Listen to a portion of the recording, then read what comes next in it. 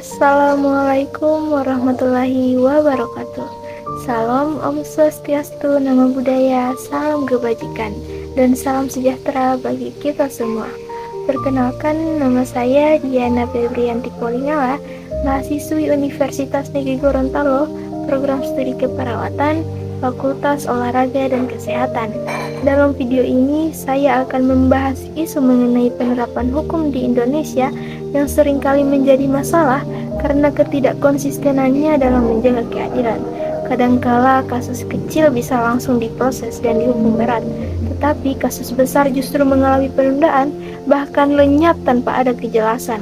Hal ini disebut sebagai penerapan hukum yang tidak konsisten, dan sayangnya ini masih menjadi masalah besar di negara kita. Padahal penerapan hukum adalah fondasi utama dari negara hukum.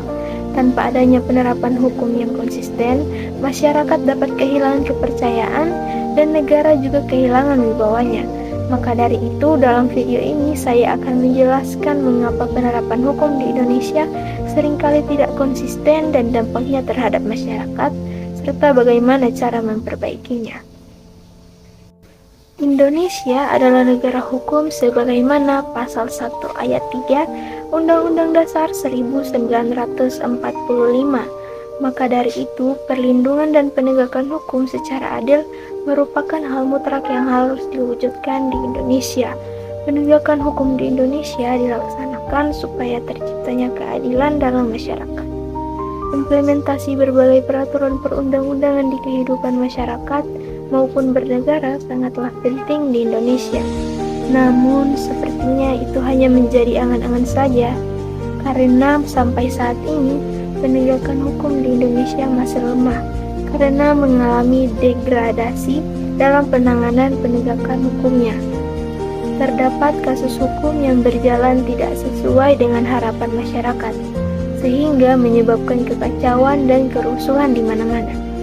Karena masyarakat merasa tidak mendapatkan keadilan hukum, institusi penegak hukum masih banyak memberikan citra buruk di mata masyarakat, mulai dari kepolisian, kejaksaan, dan kehakiman. Hampir dapat dipastikan bahwa di negeri ini sangat sulit memperoleh keadilan bagi masyarakat kecil. Kenyataannya, penegakan hukum saat ini runcing ke bawah dan tumpul ke atas. Secara yuridis formal, undang-undang kita telah mengatur bahwa setiap orang berhak atas pengakuan dan kepastian hukum yang adil serta perlakuan yang sama di hadapan hukum.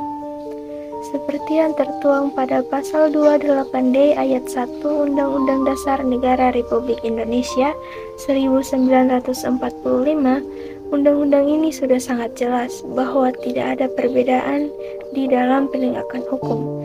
Begitulah jaminan kesetaraan dan keadilan yang telah dirumuskan dalam ketentuan yang ada dan disepakati bersama. Namun kenyataannya, harapan mendapat keadilan di mata hukum seolah menjadi angan-angan saja. Pada praktiknya, ketidakadilan dalam penegakan hukum masih terus dipertontonkan setiap tahunnya seolah-olah sudah menjadi tradisi dan dianggap sebagai hal yang biasa saja. Terdapat diskriminasi dalam penegakan hukum di mana orang-orang tertentu atau kelompok memiliki perlakuan yang berbeda. Banyak kasus hukum di Indonesia yang menunjukkan perbedaan perlakuan antara masyarakat biasa dengan kalangan berpengaruh. Contohnya, pelaku korupsi kelas atas yang sering mendapatkan hukuman ringan, sementara pelanggaran kecil oleh rakyat biasa bisa berujung pada hukuman berat. Seperti pada kasus Nenek Asyani tahun 2015 lalu, yang dimana ia divonis bersalah karena mengambil kayu jati, yang secara luas dianggap sebagai potret ketidakadilan hukum di Indonesia. Banyak pihak berpendapat bahwa kasus ini melanggar nilai-nilai Pancasila, khususnya sila kelima, keadilan sosial bagi seluruh rakyat Indonesia. Poin-poin yang menunjukkan ketidakadilan dan pelanggaran Pancasila dalam kasus ini juga meliputi: yang pertama, ketidaksetaraan penegakan hukum. Kasus ini menunjukkan perbedaan tajam antara perlakuan hukum terhadap rakyat kecil dengan para pelanggar hukum yang berstatus sosial atau ekonomi lebih tinggi. Nenek Asyani yang hanya mengambil beberapa batang kayu harus berhadapan dengan tuntutan hukum yang berat. sementara kasus-kasus pelanggaran hukum besar seringkali berakhir tanpa keadilan yang setimpal. Hal ini melanggar prinsip keadilan sosial yang seharusnya berlaku setara untuk semua warga negara.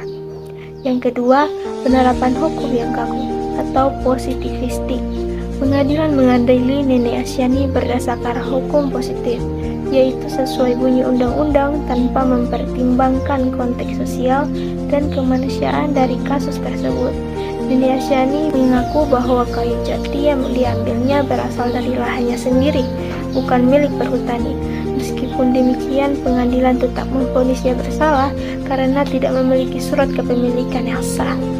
Penerapan hukum yang mengabaikan nilai-nilai kemanusiaan ini bertentangan dengan esensi keadilan yang terkandung dalam Pancasila.